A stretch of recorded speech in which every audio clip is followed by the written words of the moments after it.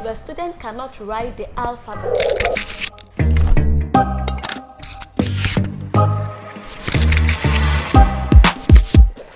On today's show, my lovely viewers, today we've changed our setting a little bit. We just want to have a change of scenery and see how it goes. Anyway, welcome to my show, In and Out with Jennie. On today's show, I have a very beautiful lady, a virtuous woman, I should put it. She's a mother, a teacher, a wife, a homemaker, all put in one. On today's show, I have Mrs. Ann Amachi MG. Mrs. Ann. Hello. Welcome. Thank you. Welcome to my show, In and Out with Jennie. Thank you. My viewers, I've had so many male coming in. Today I have a female, and I'm so happy to have a female on my show today. As you can see, we have her children making appearances in our video today. More are at the background. They will come in. This is Nyamedia. That's Mahita Bell, who is not really interested in wearing her shoe. Auntie Ann, you're welcome. Thank you. It's a pleasure to be on the show. Thank you very much. We're going to start. Who is Ann? Ann, it's a Christian lady. Not too old, not too young, somewhere in the middle. Yeah. Good. And I'm a teacher by profession. I've been teaching, I think, close to 15 or 16 years. Wow. And I'm married. I have 4 kids by the grace of God. And like I said, a Christian woman. I fellowship with North Kaneshie Assemblies of God. I do a couple of things in the church. Briefly, maybe that's what I can say about myself. Unless you pose other questions, which would bring out everything that you want to know. Yes. Okay. How was growing up for you? Growing up, I was born in Tamale, in the northern region. That's where both parents were working. So I was born there. I started school in Tamale. In fact, I started from the nursery all through till I was done with teacher training. Wow. And then I moved to Accra. So growing up, I'm the 6th of 7 children. And then so you would have big brothers and sisters who are guiding you, trying to correct you when you go wrong and all that. And I had just one younger brother. And it was interesting. Both parents were Christians, Okay. Though going to different churches. My dad was in the Presbyterian church. My mom was in the Catholic church. So sometimes we visit the Presby church, other times we go to the Catholic church. And with time, my mom moved to Assemblies of God. And then we all followed her to Assemblies of God, though my dad stayed with the Presbyterian church. So schooling, coming home, going to church. Growing up, my life was all about school, church, home. Okay. These 3. So you wake up in the morning, you go to school, you close, you come home. You don't step out of the gate. There's tight security. Okay. So you are at home. If a teacher has to come and teach you, he comes to the house to teach you. From there, if you have to go to church, someone has to come and pick you to church. Wow. Then when you close, the person brings you back and puts you in your father's hands before the person can go home. So that is how growing up was. We didn't have the luxury of today I'm visiting a friend, I'm going for a party and this and that. It was all about school, home, church. Okay. That was about it. Okay. Growing up, did you want to be a teacher? Teaching was something I loved to do, though I didn't really think that I would go into it as a profession. Okay. Yeah, because right from my childhood in church, we had a group called Missionettes. I was, though young, I was a leader in the missionette, and I was helping our sponsors or those who were leading us to teach the other members of the group. We had a choir. I was teaching them music and all that. There were a number of places I was doing some sort of teaching, and I loved to do it. I was teaching Sunday school and so many other things, but I didn't really have it in mind that I would want to go to the teacher training college and then become a teacher. Yes, that wasn't So really growing there. up, what did you want to become? Oh, I was thinking of becoming an administrator. I thought of going to the university to come out and be an administrator. In fact, specifically health. I wanted to go into health administration. That was something I was always looking at, but God had a different plan. I'm sure that is why right from the start, I had interest in teaching people and all that. So that was about it. Oh, good. My viewers, as you can hear, our conversation is getting much more interesting. I would like to know a little personal life story about Auntie Anne. How she met the husband. How she met her husband. What transpired that she met her husband. Whether she felt within her, was it love at first sight? Yay. Or it was a continuation of friendship from friendship, lovers from lovers, Yay. married couple. Okay. This is interesting. Okay, let's go this way. We were friends. First, we had been friends for 7 years. Wow. 7 years. We were in the same church. He wasn't my friend, I wasn't his friend. But one day we just met. I went to the office, the church office, to look for one of the pastors. And then he was the first person I met there. And then we started a conversation. Yes. And from there, it was hello, hello.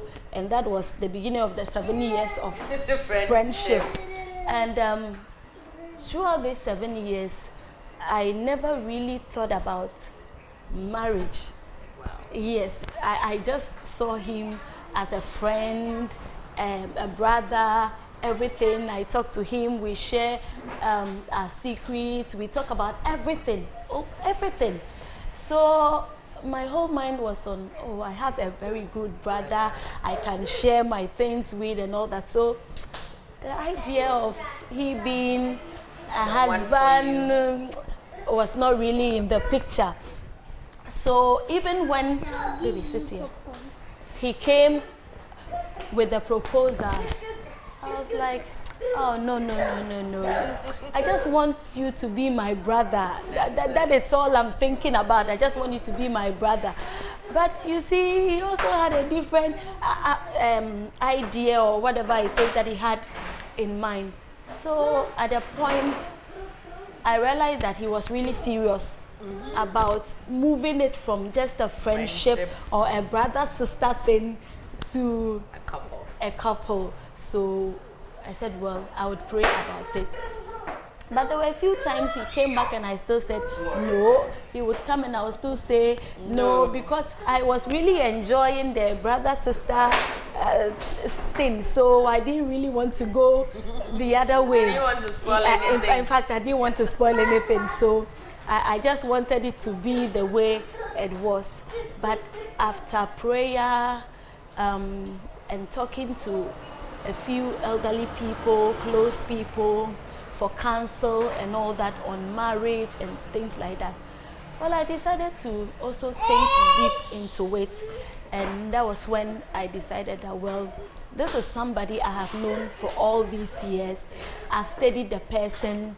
I know the ins and outs of the person. We know ourselves so well. We blend so well. So why not? So then I gave the go ahead.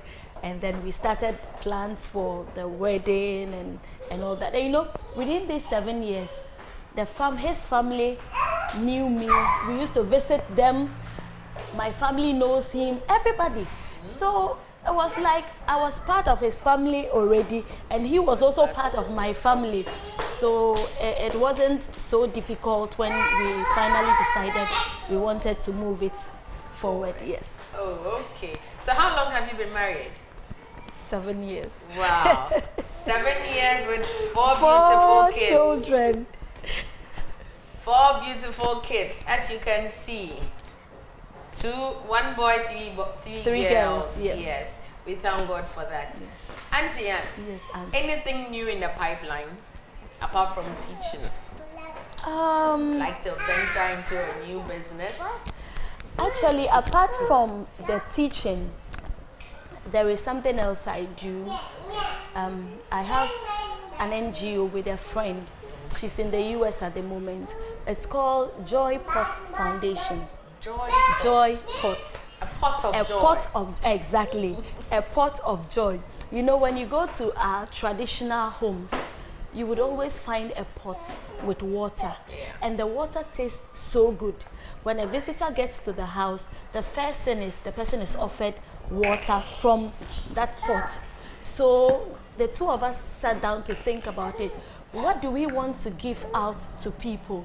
Then we said, well, let's see a pot in which anything you pick from would give you joy. Yeah. So if it is a dress, you are able to pick from it, then it's possible you are somebody who is in need of a dress. So as you put it on, it gives you joy. If it is money you are able to get out of, anything that comes out of it should give you joy. So Joy Pot Foundation seeks to help the needy in society. And then we also support orphanages. Okay. So we look for an orphanage, we go there, find out the needs they have, we try to raise funds, and then we meet that particular. How many orphanages have you helped so far? Well, I think for now, it should be about four or 5. Wow. But we have a particular one we have adopted. Okay.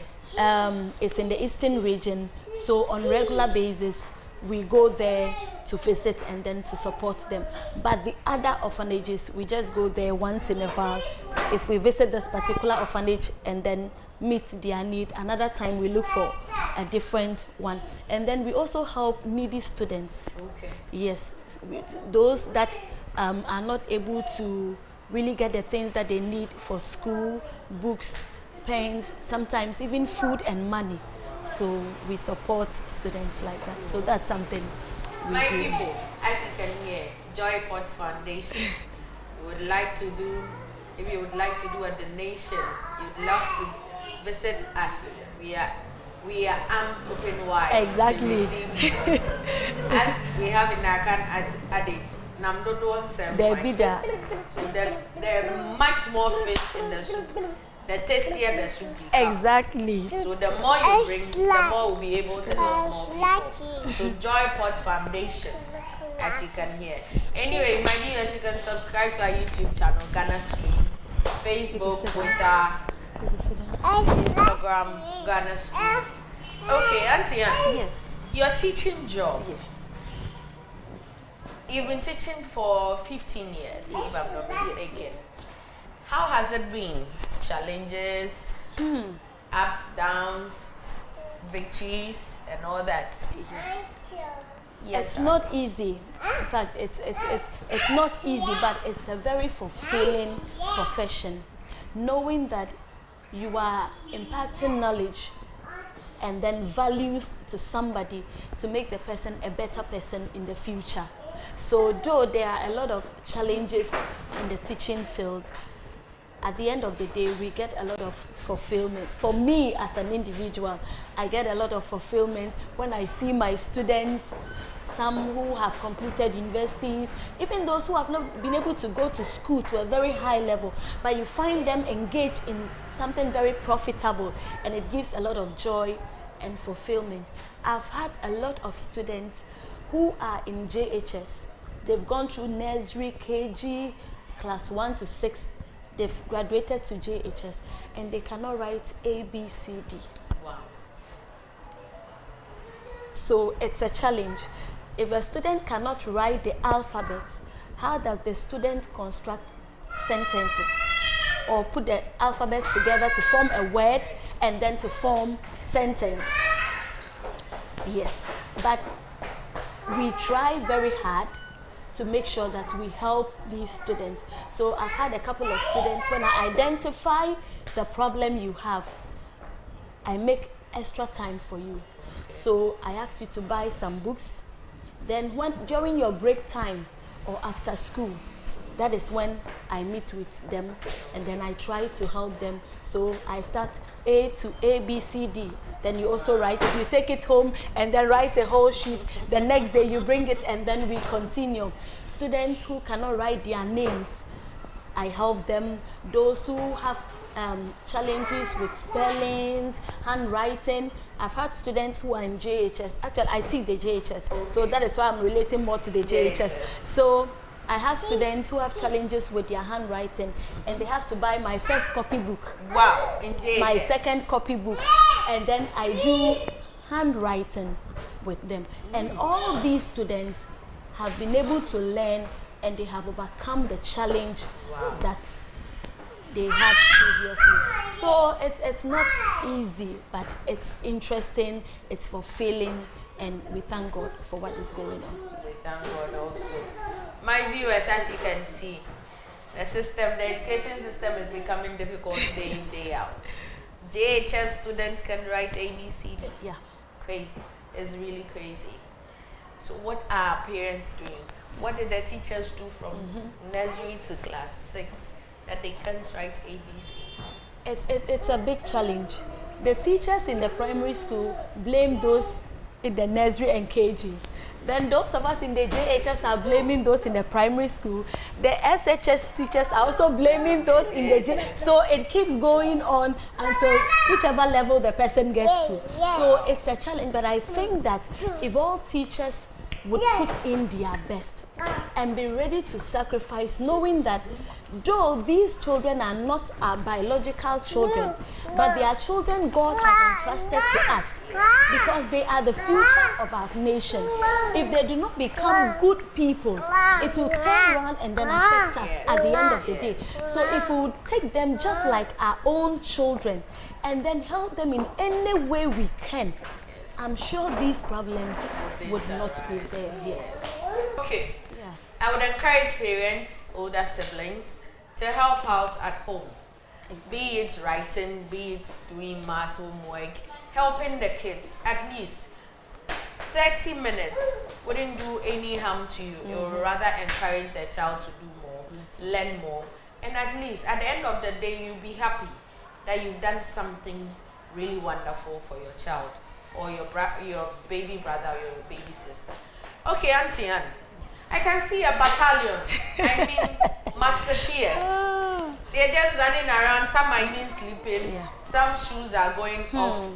Some dresses are going off. How do you manage? The children. That's a big question. School, home, church. The list is endless. It's endless. How do you manage? It's just by the grace of God. It's God that gives me the strength to do it, because I would not be able to tell how I do it. How I do it, I can't understand it myself. I know it is God that is giving me the strength to be able to do it, because 4 children, all within a certain age group. If you have a situation where you have maybe 2 being matured and can take care of the younger ones, I think it would have been quite okay. But you see, they are all very young, and all 4 need attention at the same time. Yeah. So you are attending to one, and then the 3 are also calling for your attention, and you need to give equal attention to every one of them. So it's not easy, but one of the things has to do with your time management, how you apportion time to do everything that you know you have to do within a day. Okay, so for instance, I know that if they wake up in the morning and then I haven't taken my bath, then it's a big problem. Meaning your bath taking will take a long time. Because if I have to leave the 4 to go and take my bath, By the time I come out, it's a work has been done. good. And so I make sure I wake up early in the morning, very early. I take my bath, I prepare breakfast, do the necessary things that needs to be done in the morning before they wake up. Okay. So if it's the ironing of their uniforms, that one it's even done in the night before they go to sleep. I do my sweeping, my mopping, and all those things before I go to sleep, so that in the morning, the moment I wake up, I know I have to take my bath, I have to get their breakfast ready, and then I wake them up and start bathing one after the other. Yes, and then so I bath you, I dress you up, then you sit, I go to the next one in that order until I'm done with all four, and then I have to feed them. That's the major problem. I have to feed them. Then the first two leave for school. Then it's left with the twins. Yes, they are yet to start school. They will start school in September. So, yes. So how do you manage with the twins, with school and all that? With the twins, there are times I get help from a cousin. So she comes to help so that I can go to work. But when she's not around, then I have to take them to work. Yes, and fortunately, I have a head who is a mother. Oh, okay. And so she also understands my situation. So it's easy keeping them in school, though they will not sit and they wouldn't go to anybody. So sometimes when I have to go to the classroom, one is at my back and then the other one on my shoulder, and then I'll be in the classroom teaching because they wouldn't go to my people will go to her school and see and just have a glimpse of good how that is. I have to do that to teach because I can't give the excuse that because they are in school I wouldn't teach. The students need me, so I still have to make an effort to go and then do the teaching. Then with home, when I'm home with the four of them and there's nobody around, it's not easy having to go down. I'm going to buy sugar, then you come up. I'm going to buy pepper, and no, you can't carry all four down and come up a number of times. And so I make sure that I do bulk buying. So once a month, I go to the market, try to get almost all, I want to use that, almost everything I need, so that when I get home, I know that anytime I have to cook, anytime I have to do anything for them, it's at home. And so I wouldn't have to be going up and down, carrying all four to get things that I need. And so little by little, I'm managing with it. It's not easy. And one thing I would want to say to encourage our young ladies is that as a young person, you need to learn hard work. Yes. You need to learn hard work. A lot of our young people today do not want to do a lot of hard work. So they are living with their parents. They would not sweep, they would not mop, they don't know how to cook, they can't do anything. Yet they want to marry and have children. And as a woman, you are a homemaker. So you need to know how to manage your home, how to take care of your home. So if you are single and then you don't know all these things, what happens when you marry and then you think, baby, I'm coming, okay? My viewers, as you can see, mothering is still going on, even though we are having an interview. They will give you. So it's not easy. You need to learn to do a lot of hard work. Don't say I'm living with my mother and so we have house helps around. So my mother says I can sleep. I will just lie down. When I wake up, the food is ready. I go and eat. I cannot even carry the plates to the kitchen to wash. I'll just leave it for the house help to take care of that. No, even if there are house helps around, try, because you are going to be somebody different in future. Your mother might not be there, your father might not be there. Those households may not be able to follow you to your matrimonial home. And so if you do not do it, it will be very difficult for you. And from the moment I started giving birth, each time I say, God bless my mother more and more and more. Because if it had not been for the training I received, I tell people, like every day I'll be crying. I would be crying because it's not easy from the firstborn to the second and then to the twins. It's been a single thing. So it's not easy, but when you learn to do a lot of hard work, it pays, and then you will be able to enjoy your life as a married woman and as a mother. My viewers, you can see the fight is already going on. The twins have decided to disrupt my program. Whether they go up or they come down, whether they like it or yes, I'm going to continue with my program. You eat what? Eh? Now to the husband. Yes. Is he a very helpful husband? He is a very helpful husband. A lot of the times people come on set and then they want to paint a very nice something, but the truth is only just one. Yes. By God's grace, he's very helpful. He goes to work all right, but anytime he's at home, he helps with anything that he can take care of. So he's very helpful. I remember one time when I was on admission at the hospital, and then he had to take care of the first two all by himself. Each day he will have to bath them, take them to school. After school he has to pick them up, feed them. He was doing everything at home. He became a mother. Mother, father. He became a mother. Yes, a mother, father. He was doing everything. So he's very helpful at home, and that gives me a lot of relief. Yes, so it's good. My viewers, Auntie Anne says, as young ladies, it's not only to young ladies, to young men as well. Work hard. Exactly. Learn to work hard. Be it a male or a female. If you're home and you're being taught to learn how to swim, please learn to cook, to mop. Don't do that. Men can cook, women can cook. The kitchen is not meant for only one person. No. It's meant for both. And the kitchen is part of the house. It's not a woman's section. It's for all of us.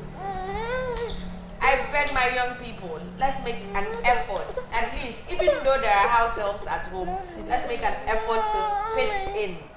If you finish eating in your plate, take it to the kitchen, wash it, and at least washing wouldn't kill you. It wouldn't. It wouldn't. It would rather make you strong. So my young people, that's advice to you. Learn to work hard. No shortcuts. No shortcuts are dangerous. Exactly. Yes. Auntie Anne. Yes, Auntie. Any final words to my viewers? What I would want to say is, in life, we must depend on God. With all the hard work, with all the education and everything that we can talk about, without God, we would not get anywhere. And so we must commit our whole life to God. We must depend on Him and trust Him that He who has called us, He who has a purpose for our lives, He would bring that purpose to pass. There's a scripture in the Bible I love so much. It's in Philippians chapter 1 verse 6. It says, being confident of this very thing, that He who has begun a good work in you will complete it until the day of Jesus Christ. So you need to understand that no matter your situation, whether good or bad, God has started something in you. It may not be out now, it may be in, but very soon it will come out. So God has begun a good work in you, and the good work He has begun, He wouldn't leave you halfway. He would carry on with you until He brings it to a perfect completion. So we just need to keep trusting God that He would carry us through. With all these children, with work, with church, and all that, it's because I am depending on God. And so because I depend on Him, He gives me strength each and every day to carry on.